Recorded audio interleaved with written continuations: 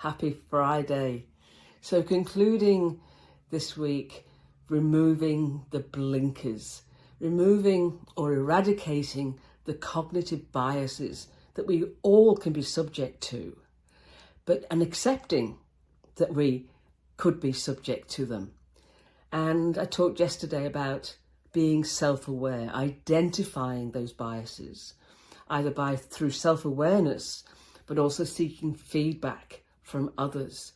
If you are demonstrating a bias, such as giving preferential treatment to someone in your vicinity, proximity bias, or not wanting things to change and being subject to status quo bias. So one of the other things you need to do is challenge others to question your decision making so that you can check that you're not subject to recency bias or bandwagon bias, which I've been talking about the last 2 weeks.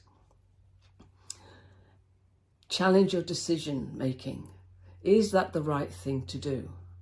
So make sure that your decision making is not being influenced by a bias, but you need to make the environment safe for people to challenge you, and you encourage them to do so. You're encouraging a diversity of thinking.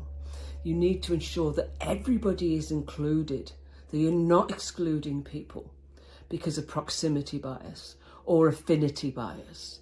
Everybody is included, everybody's on a level playing field, regardless of what they look like, how they think, where they're located.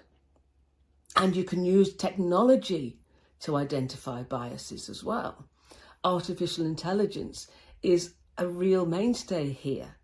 You can get AI to look through a whole set of resumes and you've given it the right information, seek out the people or the persons most suited to the job.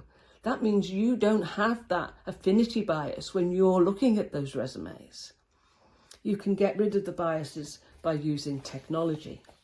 And the final thing you need to do to remove the blinkers, remove the biases, is to be brave, to admit that you have been subject to a bias, that the decision you made was not the right one, and that you will correct that if possible.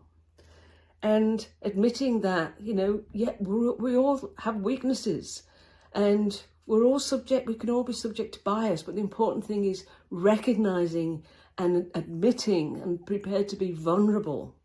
And when you do that, others will do the same. I'll talk to you next week. Be safe.